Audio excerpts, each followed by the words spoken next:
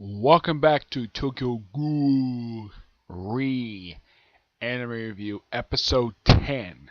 This one reviewing the 10th episode of Tokyo Ghoul Anime, Think Sway, and the 175th chapter of the manga, Lord of the Bugs. Yeah. Newest episode, which aired this week, finally got a chance to watch this day. This one adapts only chapters 42 to 46, so this one only covers like 5 chapters, which it's not as high as I thought it would be, but I thought it might go to about 47 maybe, but nope, it went to 46. So, yeah, I definitely think it's a possibility with next episode we'll get past chapter 50 for adaptation-wise. This one, there's a few different plot threads going for this episode. One gets wrapped up pretty quickly, like within the first 5 minutes. It's the character. I don't remember the guy's name here. He's the guy with the teeth, who kind of looks like that one character from Naruto. Let's see if I can find him here. It's not Urata, it's one of the other ones once they come up here, of course. It is...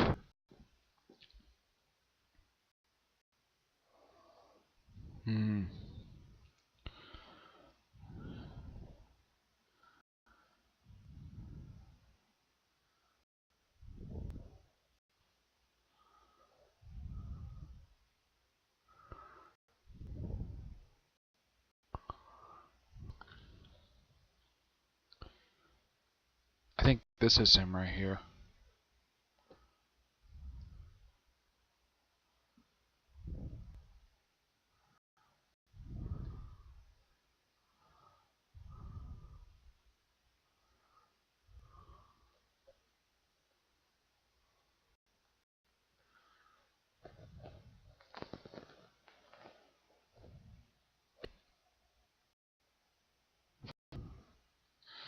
No, that's not him. Oh, he does in the episode.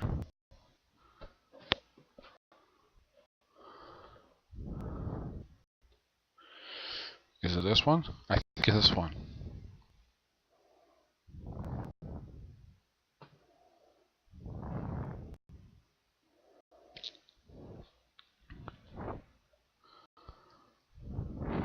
Yeah, I think it's him. Yeah, it's Soju.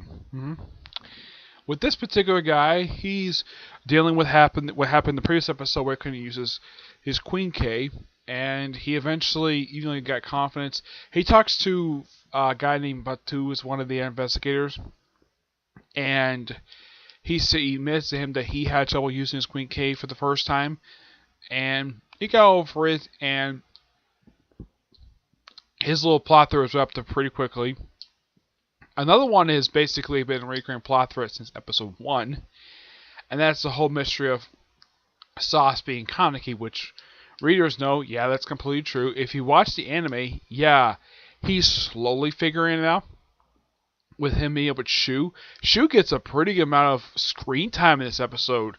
He's probably got the most, out of the 10 episodes aired so far, he's got more screen time than he has. He almost got about the same, he got a little bit more than he got last episode. And this is a particular arc which did take up these particular chapters about his family being taken down by the CGC.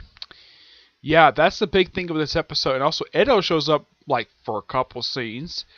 She kidnaps one of his servants, tortures him, and apparently it's about loving. It's like a brotherly love.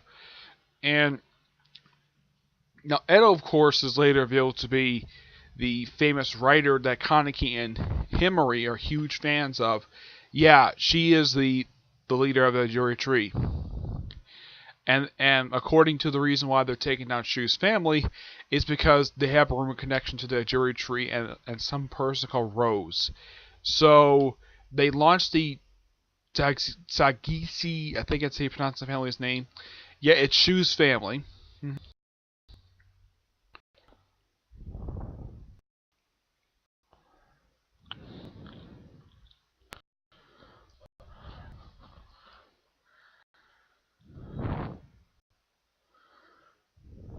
Let's see if I can find it here.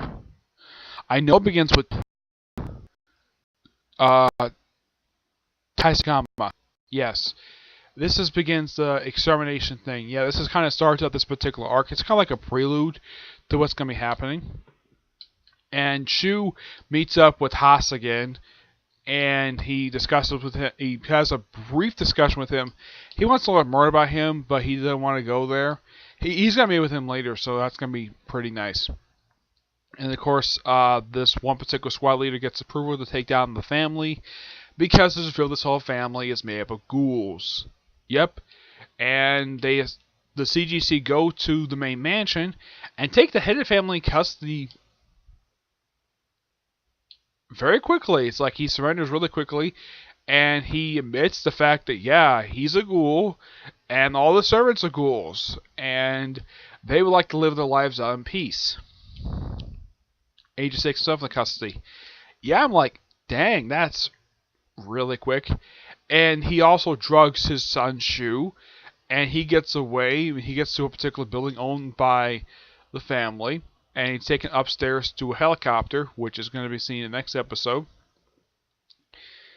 The whole purpose is just to get the guy away, and it's very heavily implied that his mate, this female servant who's protecting him, it was even implied this in the OVA that she first showed up in, that she has a thing for Shu, but it's implied. It's never exactly fully stated, but she does deeply care about him. And Chaozi, the little mouse, yeah, you see her brief like in an image, but she doesn't physically show up in the episode itself. You hear her voice at one point, but she doesn't make a physical appearance. And then they, of course, go to the family building because it's a big rich family, and apparently it's stated by the maid that the family lost their social standing at 7 o'clock p.m. Which, okay, I'm not really sure exactly what the family's business is, but apparently it looks like entertainment. Like, not like, probably like network stuff. It's never fully, I don't remember if it was fully stated in the manga or not, because it's been a while since I've read these particular chapters. But this overall was a great episode. Now on to the 107th chapter of the manga, Lord of Bugs. I heard a rumor that this is something really, though, that there's a rumor spreading around that this series might be ending soon. The theory is that it's going to be ending at chapter 180 with a chapter called Climax, but it's not been officially confirmed yet. It's been a rumor swirling for the past, I'd say the past week. Yeah, there's been a rumor that for the past week, there's been a rumor swirling around that the series is going to end. Which I'm thinking, why? It's a good series. I don't really get a why in the world would end for. I mean, the original series of Tokyo Ghoul, that lasted for 134 chapters. This one is much more longer. Yep, okay. The chapter starts off with, yeah, I think this is Kaneki fighting off the guy who's fighting up. He defeated. You see, battles the guy in the last chapter. Mm-hmm. And we see the former Quincy woman who, got the eye patch.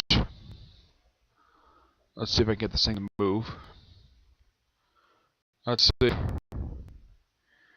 See, it looks like one of the areas of Tokyo, and these other these CGC guys face off against these men in black.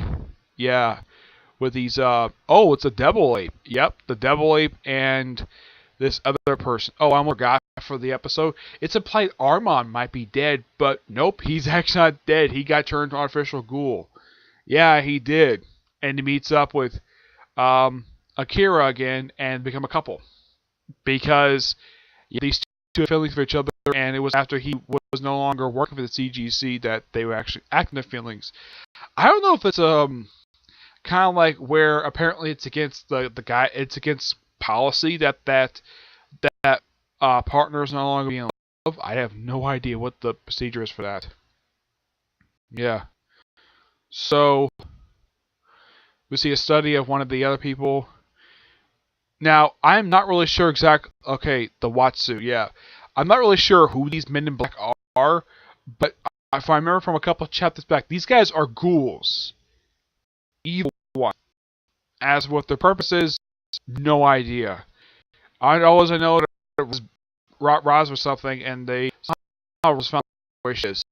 Yeah. And there's talk about the owl, where apparently takes their shape.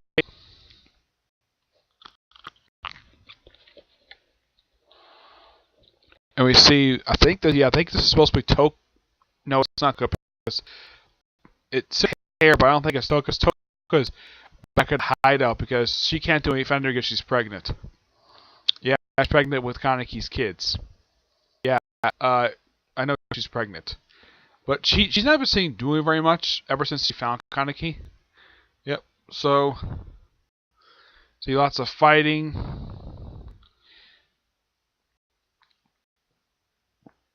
And the fighting goes on pretty much the rest of the chapter. Renji makes a brief appearance. It's like he says, "Stop toying with my friends from Anaku." With my friends from Anaku. Yeah, he says that, and of course they continue like battling for pretty much the rest of the chapter. I think this is supposed to be the Black Dragon. Let's see if we get this move. Yeah, the page I'm looking at, it's taking a little while to load. Let's see.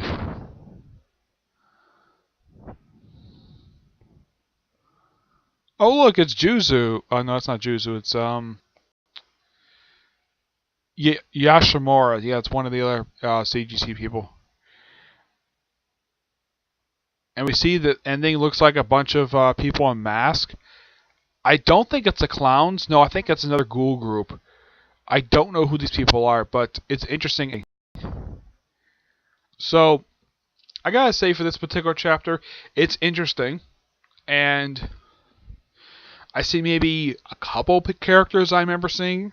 Yeah, Renju, I think Kaneki shows up here briefly, but that's really it. Mostly just a lot of dialogue and talking, but excuse me, it is an interesting chapter. I'm going to give this chapter roughly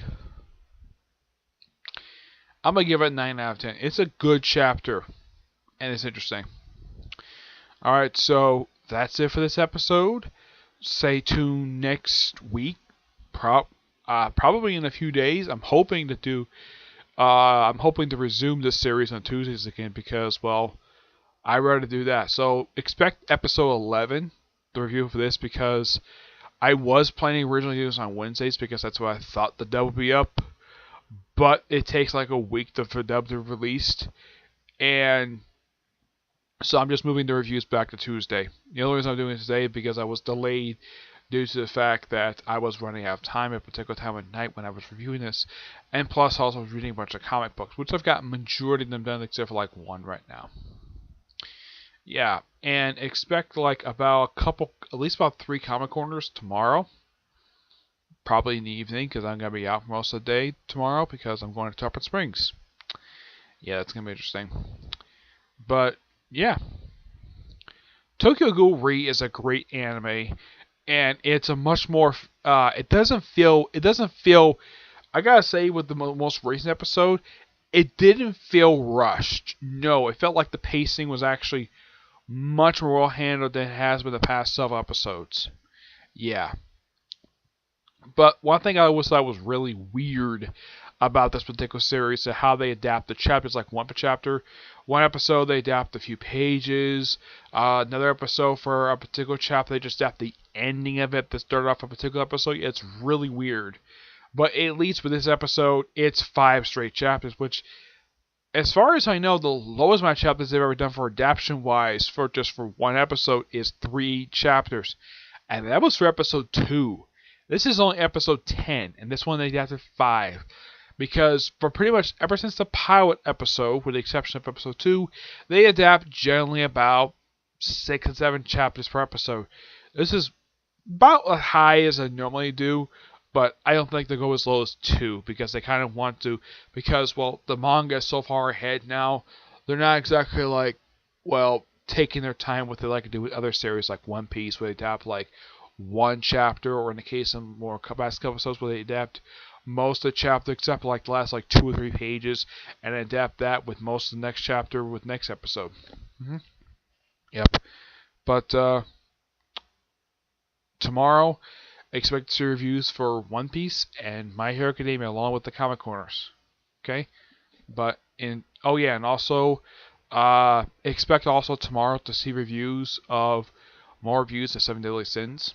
Expect to review that, the newest episode tomorrow, and I'll probably give my thoughts on what the manga is up to.